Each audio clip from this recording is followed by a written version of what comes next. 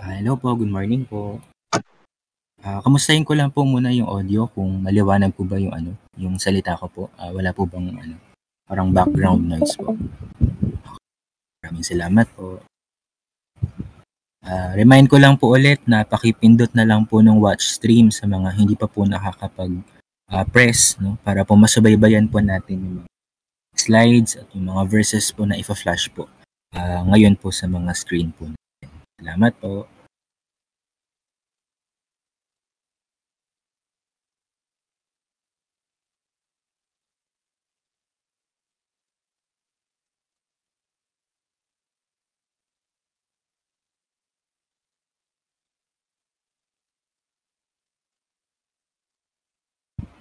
Ayan po. Muli po, good morning po sa lahat. Isang mapagpalang umaga po sa mga kasama po natin ngayon at welcome po sa atin pong online Sunday worship. Welcome po sa mga kasama po natin sa online at kung nasan man po tayo ngayon, no, sama-sama po tayo at iisa po tayo sa kasama po yung presensya po ng ating Panginoon. Sa ating pong pagsisimula, gusto ko po ulit magsimula po sa isang tanong.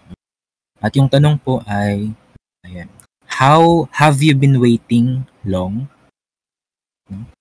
Matagal na po ba tayong naghihintay?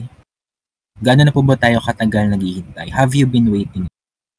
Alam niyo po, sa panahon po ngayon, sobrang dali na pong mapagod.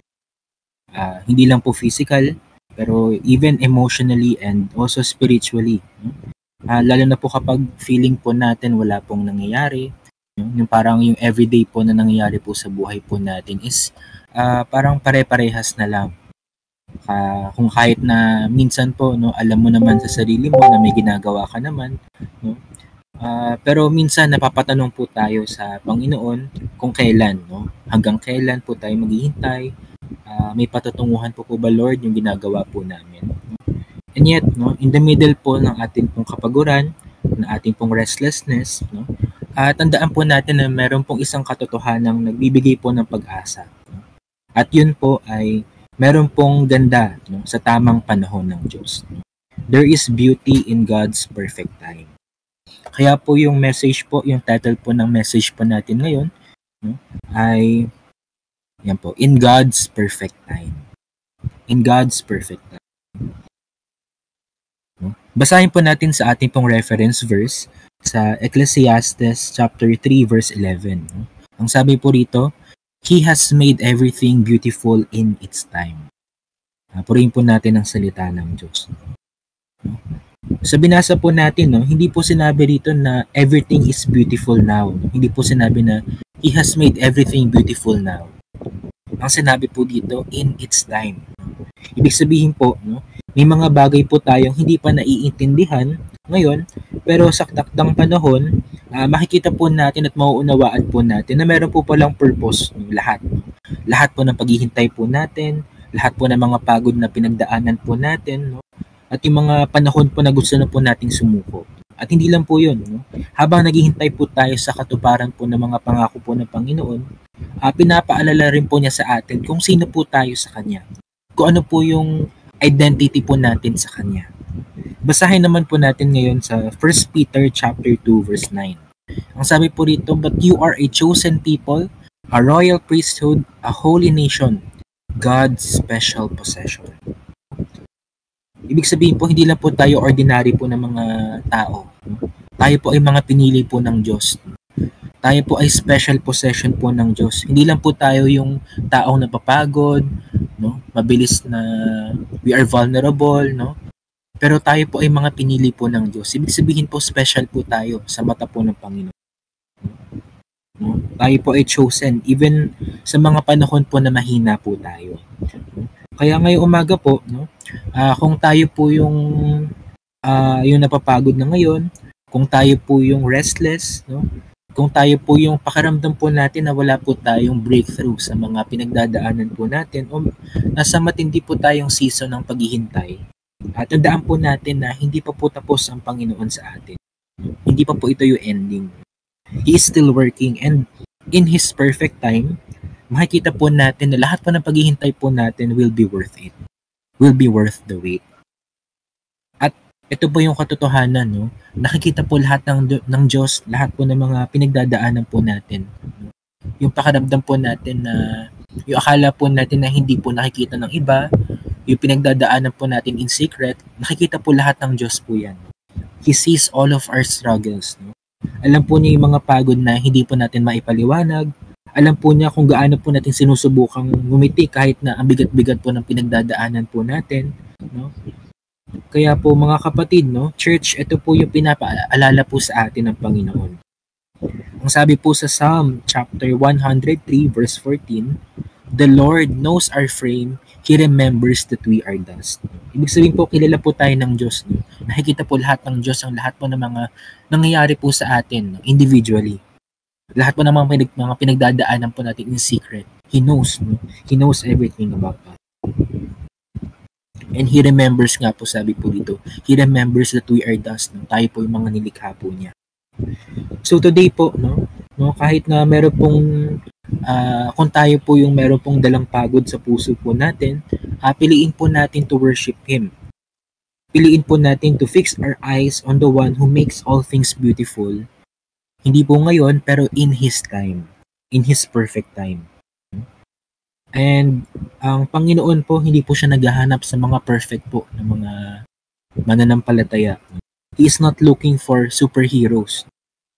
Siya po ay naghahanap po ng mga willing po na mag-surrender po ng kanilang mga puso. Yung mga willing po na umasa po sa Kanya. He is looking for surrendered hearts.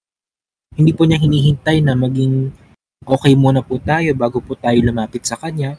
No? Sa totoo nga lang po, iniimbitahan po niya tayo. No? Regardless kung hindi po tayo ready, regardless kung feeling po natin we are sinful, regardless kung feeling po natin we are sinful enough para po lumapit sa Kanya.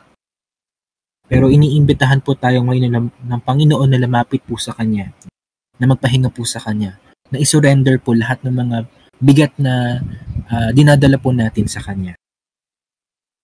And tayo po, no, kahit na bilang mga mananampalataya, kung feeling po natin na hindi po tayo nagiging effective na mananampalataya kapag tayo po ay napapagod, hindi po totoo po yun. No?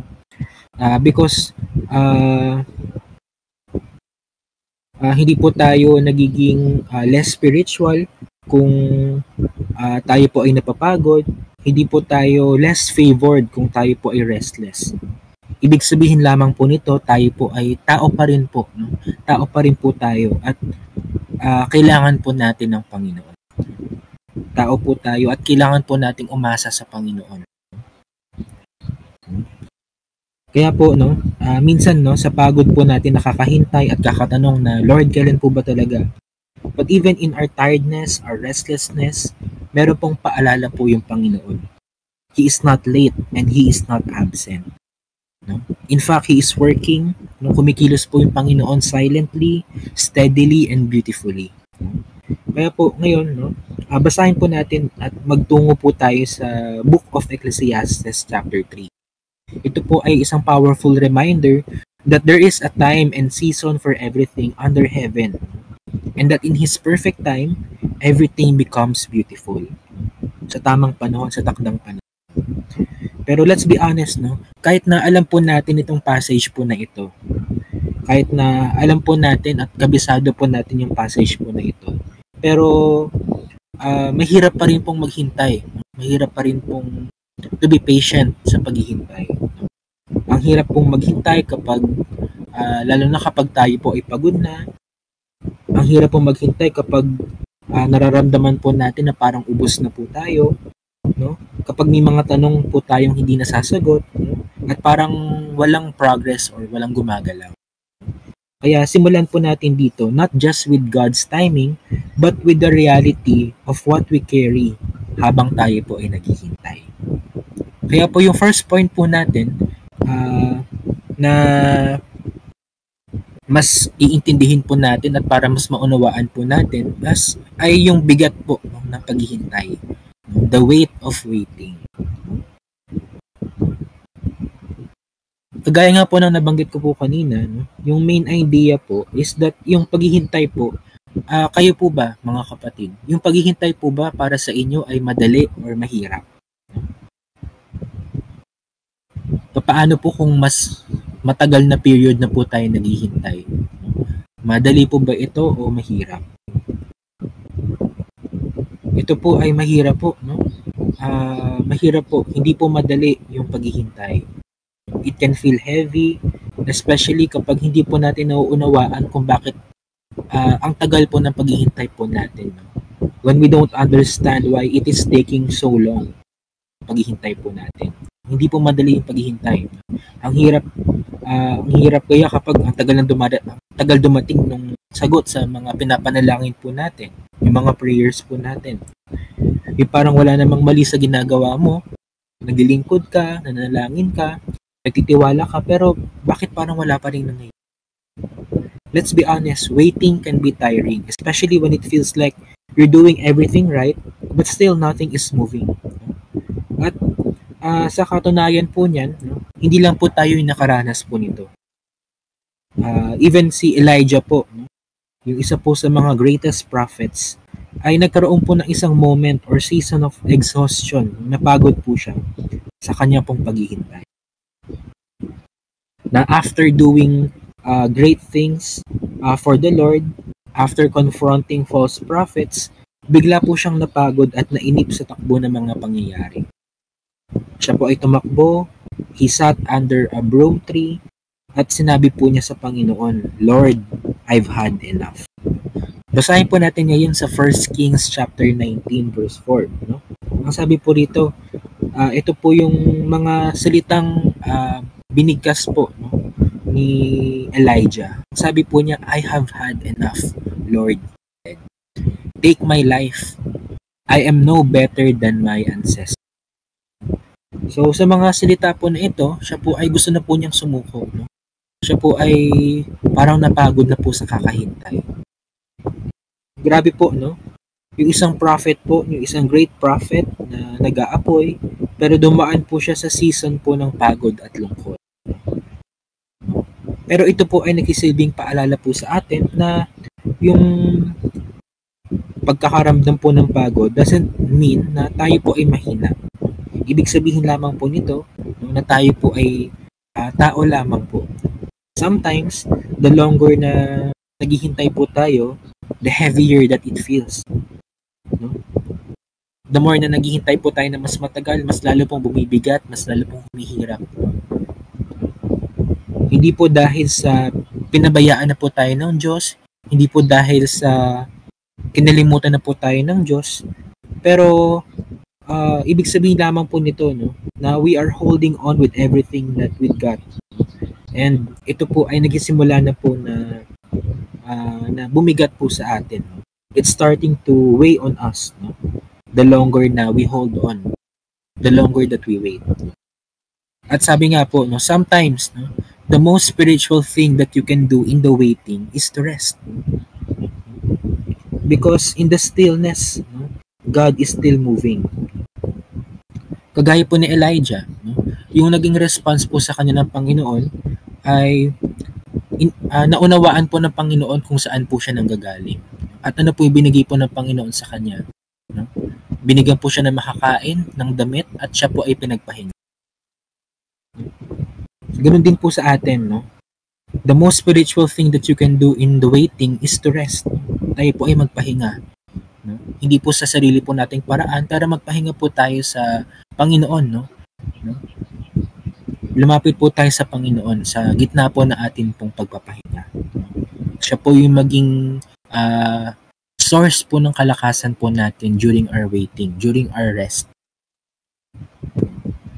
Because sa atin pong, even po sa atin pong stillness, no, makikita po natin that God is still moving. Hindi man po natin maramdaman na meron pong progress, but you are being prepared, no, sa gitna po ng proseso. You may not see results, hindi man po tayo makakita po ng mga resulta ngayon, pero sa gitna po ng proseso po, no, tayo po ay nare-refine, no, nare-refine po tayo sa katagalan po ng oras na ng paghihintay po natin. Ibig sabihin po, pinaprepare po tayo ng Panginoon at tayo po ay pinapatatag, tayo po ay nare-refine.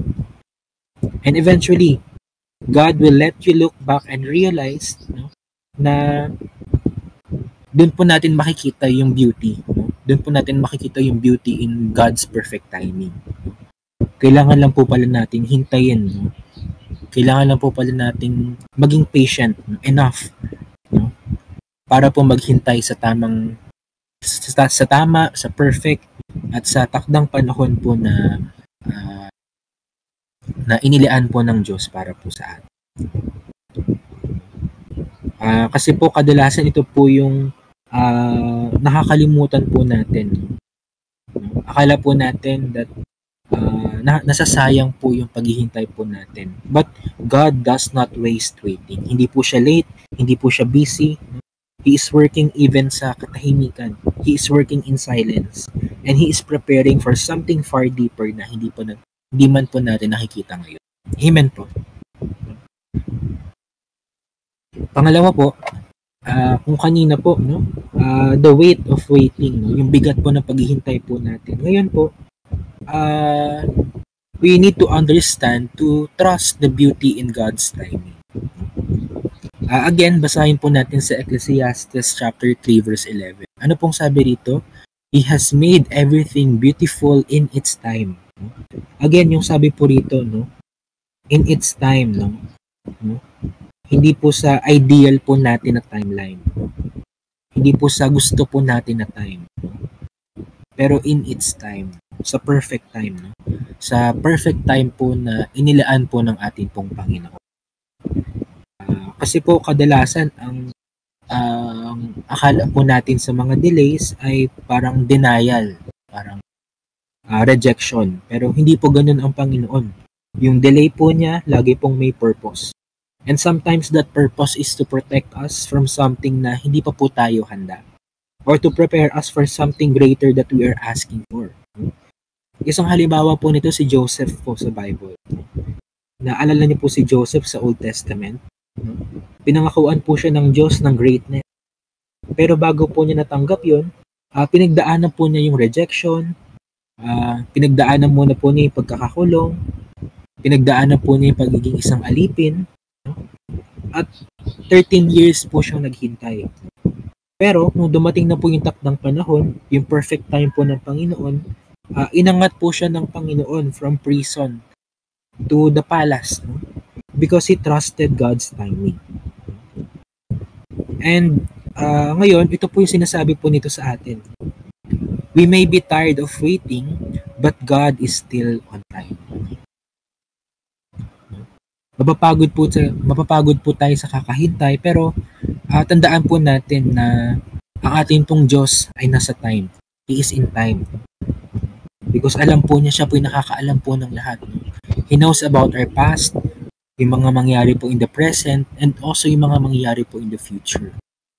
Alam po niya, no, He is ahead of us. Hindi po madali, no? Alam ko po na hindi po madali yung maging faithful, no? Habang hindi po natin nakikita yung mga bunga, yung fruit po ng pananampalataya po natin. Pero kahit na tayo po ay napapagod na, kahit na parang walang movement, wag po tayong sumuko because yung paghihintay po natin is not in vain. Ano po yung sabi po sa Galatians chapter 6 verse 9? Basahin po natin. Ang sabi po dito, let us not become weary in doing good. For at the proper time, we will reap a harvest if we do not give up. Kaya po, ito po ay reminder po sa atin to not give up. No? Because at the proper time, ano po yung sabi dito? Tayo po ay aani. No? We will reap a harvest kapag hindi po tayo sumuko. At sabi rin po dito, proper time. No? Hindi po random time. No? Hindi po kapag gusto lang po ng Panginoon. No? Ibig sabihin po, hindi po random, no? Hindi po delayed. Ibig sabihin po proper time. Nakaset in place na po siya bago pa po natin malaman. Ganun po ka-perfect yung ating pong Panginoon. He knows everything na mangyari po in the future and He knows ahead of us. Ibig sabihin po, lahat po ng mga inilaan po ng Diyos po para po sa atin ay nasa perfect timing po. Hindi pa man po natin nararanasan po ngayon, pero in this perfect time, we will reap a harvest. At the same time po, ang Diyos po, no, hindi po niya sinasayang yung oras po natin. May mga times po kasi na sa tagal po ng paghihintay po natin, feeling po natin na nasasayang na po yung buhay natin. Yung feeling po natin, no, ang ano po kasi, no, ang oras po ng tao, yung buhay po ng tao, kada araw po na tumatakbo, kada taon po na tumatakbo, ay tumatanda po tayo. And the more na nafe-feel po natin na tumatanda po tayo, the more na nafe-feel po natin na nauubusan na po tayo ng oras. Pero tandaan po natin that God is not wasting our time. Regardless po kung gaano na po tayo katagal naghihintay, no? Sa gitna po ng proseso na yon, meron pong dinedevelop yung Panginoon. He is developing your character, He is stretching your faith, and He is positioning your life. Kaya kahit na hindi pa po natin nakikita ngayon in full picture yung gusto pong iparanas po ng Panginoon sa atin, yung buong plano po ng Panginoon para po sa atin, pwede pa rin po tayo magtiwala. Hindi po natin kailangan na maintindihan ngayon lahat para magtiwala po sa Diyos, no? Pero ito po yung tandaan po natin, no? Meron pong dinedevelop yung Panginoon sa atin. Meron pong tinetrain, no? Meron pong dinidisiplin po tayo ng Panginoon. Ini-stretch po ng Panginoon yung pananampalataya po natin upang mas maunawaan po natin at upang mas dumepende po tayo sa Kanya.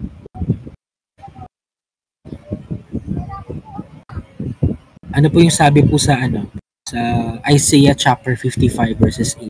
Ang sabi po rito, "For my thoughts are not your thoughts, neither are your ways are my ways, declares the Lord.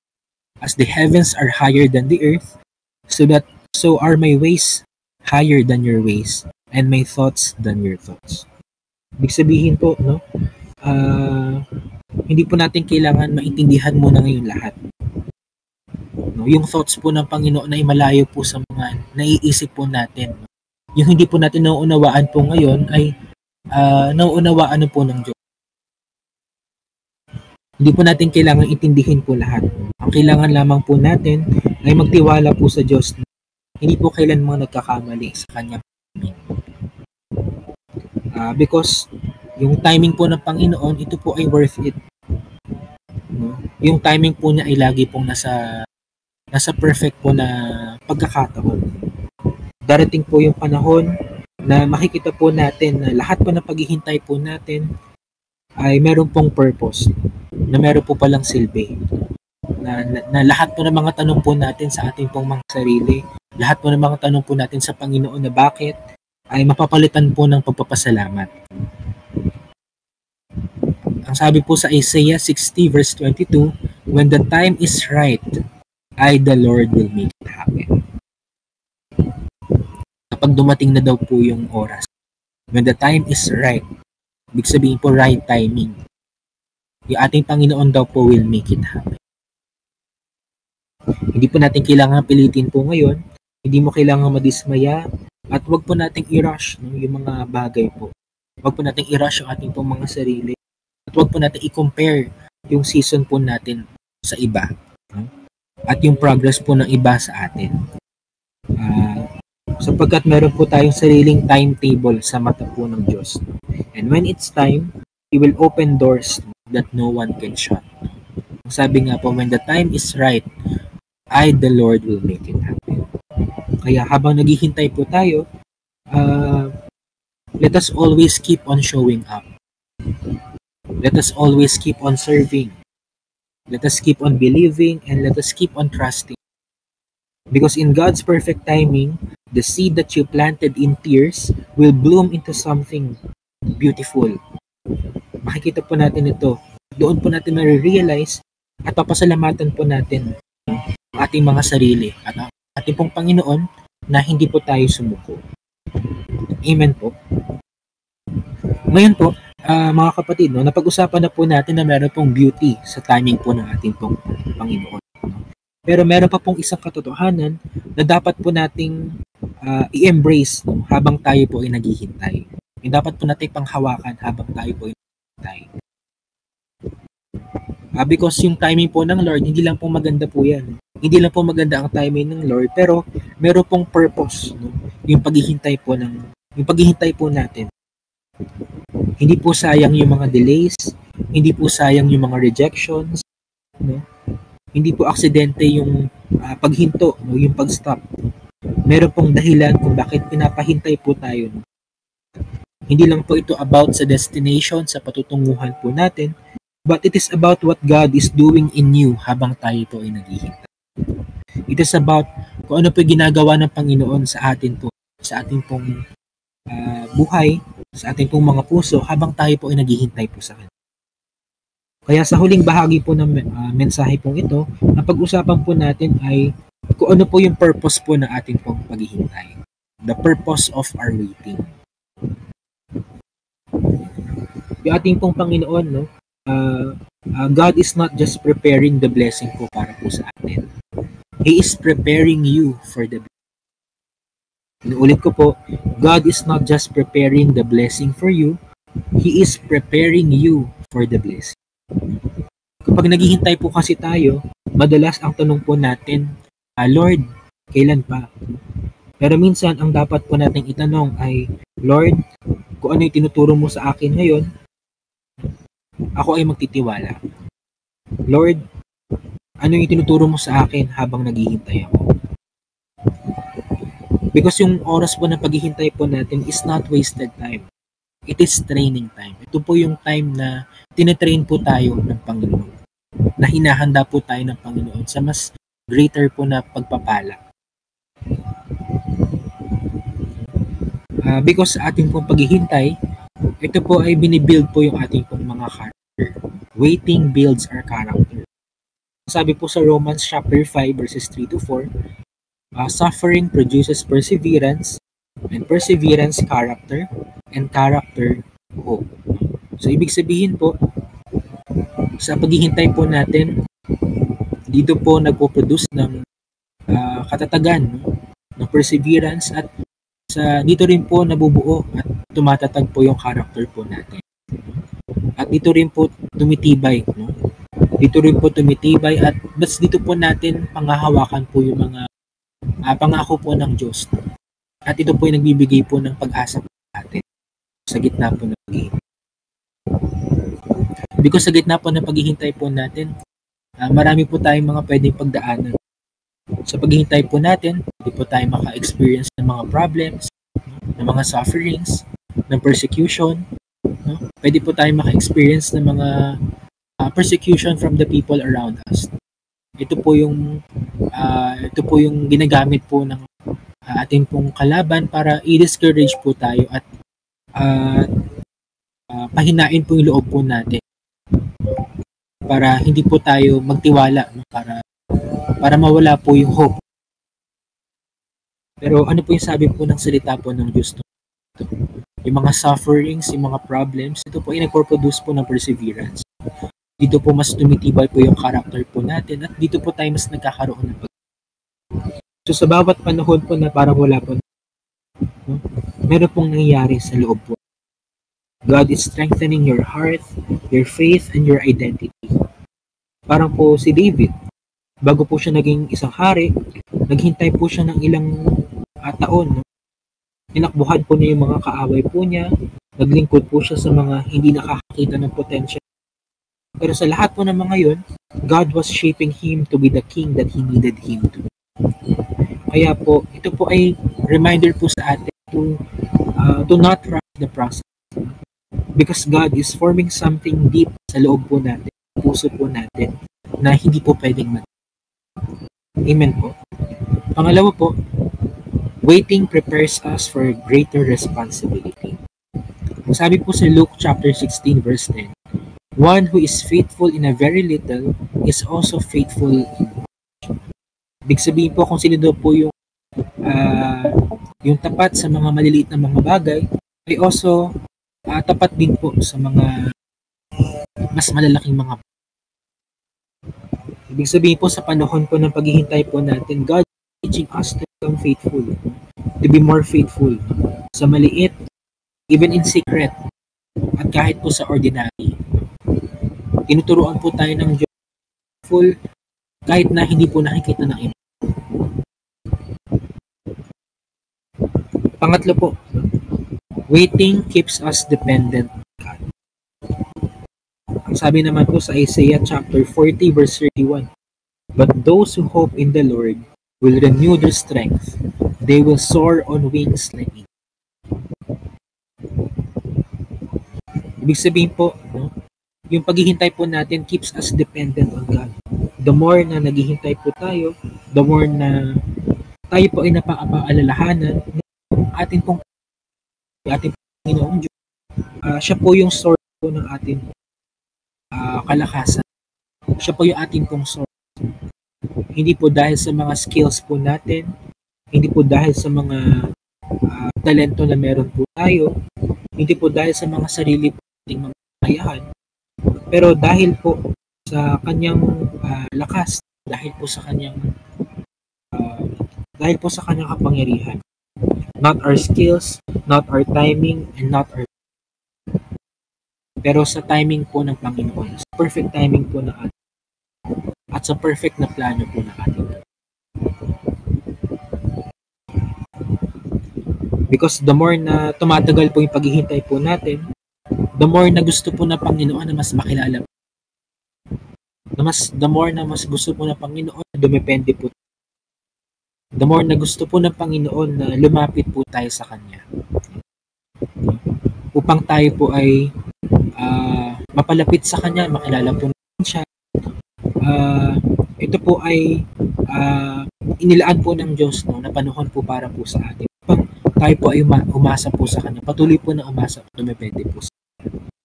Dahil alam po niya na wala po tayong magagawa na sarili po nating mga kakayanan. At tandaan po natin, sa yung paghihintay po, hindi po ibig sabihin ito na wala po tayong gagawin. Na upo lang po tayo, maghihintay po tayo ng milagro, na wala po tayong gagawing effort at hihintayin lamang po natin. Tandaan po natin, yung waiting po, yung paghihintay, hindi po ito passive. Ito po ay active. Hindi po ito pag-upo lang at paghintay ng miracle. It's about showing up, staying faithful, trusting deeply, and being transformed. Because yung ating pong Panginoon is not just after the outcome of your life. He is after the person that you are becoming through the process. So kung tayo po ay nasa gitna po ng paghihintay, tandaan po natin that there is a purpose. And God is not wasting a single moment. Kaya po mga kapatid, as we reflect on everything that we have talked about, let's go back and remember. Balikan po natin yung mga nauna po natin. Yung unang-una po sa lahat, yung bigat po ng paghihintay, the weight of waiting. We acknowledge po how heavy it is to wait. Minsan nakakapagod, minsan parang nakakawalang gana. Pero kagaya po ni Elijah, even the strongest can grow weary. Pero hindi po masama yung mapagod. Ang mahalaga, wag po tayong bibitaw sa ating pong Panginoon. Pangalawa po, we are reminded to trust the beauty in God's timing. We were reminded that God makes all things beautiful in His time. Maybe, hindi mo pa nakikita ngayon, pero meron pong ginagawa yung Panginoon. Hindi lang po sa paligid mo, kundi sa puso po natin. At yung mga delays po niya, yung mga delays po na pinagdadaanan po natin, ay hindi po rejection. Because His ways are always better. And lastly, we understood the purpose of our waiting. Waiting po is not a punishment. Ito po ay preparation. God is building your character, shaping your heart, and keeping you close to Him. May purpose po yung bawat ng paghihintay po natin. May saysay po yung bawat pagod na pinagdadaanan po natin. At meron pong kabuluhan yung bawat pagod na nararanasan po natin, yung mga struggles, yung mga challenges po na pinagdadaanan po natin. Kaya po church, no, maybe you are here today and you are in a season of delay, a season of silence, or a season po of waiting, or a season of parang walang nangyayari. But I want you to know this, that you are not stuck, but you are being planted. And in God's perfect time, you will bloom. Tayo po, we will bloom in God's perfect time. Again, ang sabi nga po sa Ecclesiastes chapter 3 verse 11, He has made everything beautiful in His time. Hindi po ngayon, pero in its perfect. Kaya hindi po natin kailangang i-rush yung plano po ng Panginoon para po sa atin. Hindi po natin kailangang ikumpara yung timing po natin sa iba. We just need to trust, to stay faithful, and to keep showing up. Dahil po sa dulo po ng lahat po ng mga ito, sa dulo po ng lahat ng paghihintay po natin, ng oras ng paghihintay po natin, makikita po natin that God's timing was not just perfect, but it was intentional. Ito po ay nakalaan po talaga para po sa atin. Kaya po mga kapatid, no, as we leave this place, no, paghihiwa-hiwalay po natin pagkatapos po ng oras na ito, dala po natin hindi lang po yung mga salita na narinig po natin, kundi yung pag-asa po sa kabila po ng pagod, paghihintay at kawalan po ng ay meron po tayong Diyos na kumikilos po sa kabila po at sa likod po. Hindi po natin hawak yung mga oras po natin, hindi po natin kontrolado yung season po dadaanan po natin, pero hawak po ng Diyos yung timeline, yung perfect time, yung tamang desisyon, yung tamang plano na para po natin. Hawak po tayo ng Diyos na alam po niya yung lahat. And in His perfect timing, we will understand. Makikita po natin and we will rejoice because meron po palang purpose yung lahat po ng nangyari po at yung mga naranasan. Kaya po ngayon, let's choose to say this with faith na hindi man po natin maunawaan po ngayon, pero tayo po ay nagtitiwala po sa Panginoon. At naniniwala po tayo na meron pong beauty in this season. At tayo po ay nananampalataya na ang Panginoon po, He is making all things beautiful in His perfect time. Because in the waiting, in the resting, and even in the weeping, God is still working, God is moving, and God is faithful. And He is always with us. Kaya wag po tayong because at the end of everything, sa dulo po ng lahat po ng mga ito, makikita po natin na worth it po lahat po ng pagtitiwala po natin sa Panginoon. Paghihintay po natin.